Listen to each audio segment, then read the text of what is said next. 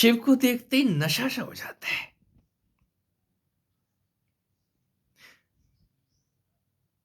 ऐसा क्या है? जब से मैंने शिवलिंग को देखा है, मेरा नशा उतरता ही नहीं है। सिर में कुछ घूमता सा नजर आता है।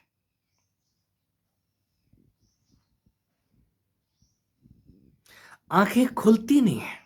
करूं तो करूं क्या? घर वाले कहते हैं ये किसी काम की नहीं है, इसको निकाल दे, छोड़ दे। मैं कहां जाऊं?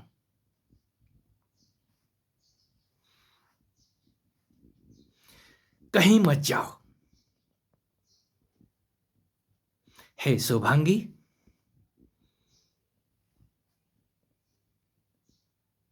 सौभाग्यशाली हो। मात्र जिसके देखने से नशा सा चढ़ा रहता हो, लगता है जैसे भांग खा ली है। ये शिवलिंग को देखने का नशा, और जिसने वो असली देख लिया हो तो नशा उतरेगा कैसे? वो तो शीश के ऊपर आंखों को भी खींच लेता है। सारी इंद्रियां एक ही दिशा की तरफ मुड़ जाती हैं, और आंखें खोलना भी चाहो तो वहां कोई उपाय नहीं है। एक ही उपाय है,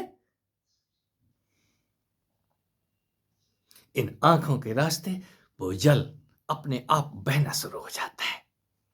ये आंखें बोझिल हो जाती हैं। यदि आपका जल नहीं बह रहा है, रुदन नहीं आया है, तो आंखें खुलेंगी नहीं। अहोभाव में आंसू बहते हैं। धन्यवाद, धन्यवाद पिता, धन्यवाद पति, धन्यवाद सखा, धन्यवाद मां जैसे शब्द तभी आते हैं। फिर हमारे तो खुजली होने लग जाती है। पूरा तन खुजलाता रहता है। पूरे दिन लगता है मालिश ही करती रहूं अपनी बैठ के। ऐसा होता है जो इस मार्ग में आगे बढ़ जाते हैं तो मंजिल तो आए या ना आए, लेकिन मंजिल में जो खिले हुए फूल हैं, जो शूल हैं, जो त्रिशूल है, ये हाथ आपकी सेवा में उठते हैं। कहीं सेवा वहीं से चली आ रही है।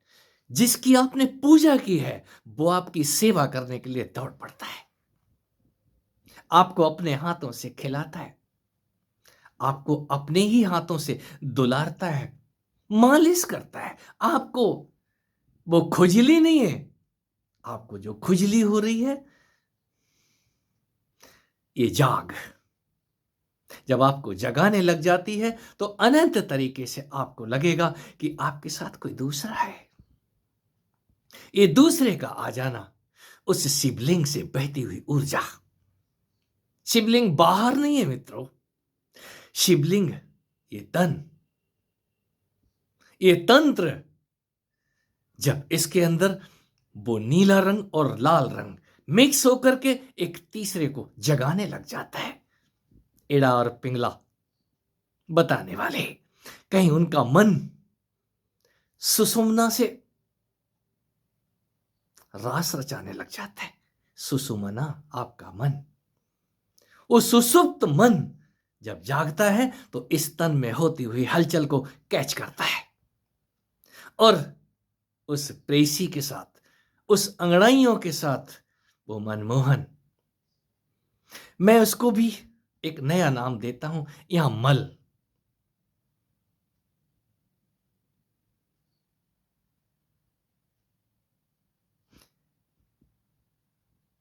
शास्त्रों पे जाऊं,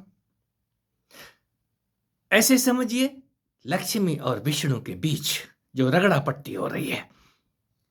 मां लक्ष्मी उनके पैरों को रगड़ रगड़ के मैल चढ़ा रही हैं, तो क्या पैदा होगा? कोई नारद सरीखा, और कहीं वहीं पार्वती और भगवान शिव के बीच कोई कार्तिकेय सरीखा पुत्र उनके महल से बाहर निकलता है। कोई गणेश सरीखा पुत्र उनके उबटन से पैदा होता है। ये शब्द कितनी समझ में आते हैं आपकी, मैं नहीं कह पाऊंगा, लेकिन यदि आप समझने लग जाते हैं तो कहीं आप ही उस मैल से, उस मल से खड़े हो जाते हैं, अपना मैं का डंडा लेकर के। मैं हूं ना, तू तो कहीं नहीं है, तू उनका मल है। और जब वो हाथ में पकड़ लेते हैं तो मल से ही कमल जैसा शब्द जन्म लेता है। कमल, जब तक उनकी ताकत तुझे पकड़े हुए है तभी तक ये मैं का कमल खिला हुआ है। और मैं का कमल खिला हो तो कमल तो शीश के ऊपर है। भगवान विष्णु भगवान शंकर को कमल पुष्प, नील कमल पुष्प अर्पित करते हैं, और नील कमल तो शीश के ऊपर है। यही वजह है कि आपकी आंखें ऊपर चढ़ी रहती हैं। जब ऊपर चढ़ जाती हैं तो आंखें बाहर नहीं देखती, वो अंदर नील वर्ण दिखाई देता है, महाप्रकाश दिखाई देता है, मणि दिखाई देती है। मणियां, ये मणियां सिर के अंदर, ये सूर्य सिर के अंदर भरे पड़े हैं। इसको मैं विशुद्ध काम भी कहता हूं। कहीं गोरखवाणी में सूरज और चंद्र की जो बात आती है, सूर्य तो आपका नीचे है काम सेंटर पे, और चांद आपका ऊपर है।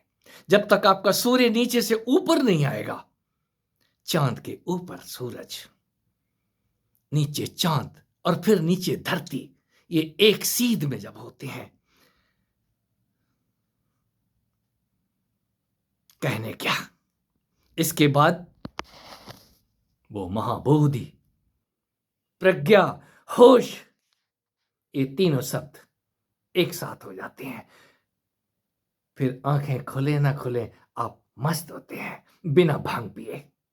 मस्त रहो। जिनको ये अवस्था आ रही है, मेरी शुभकामनाएं हैं।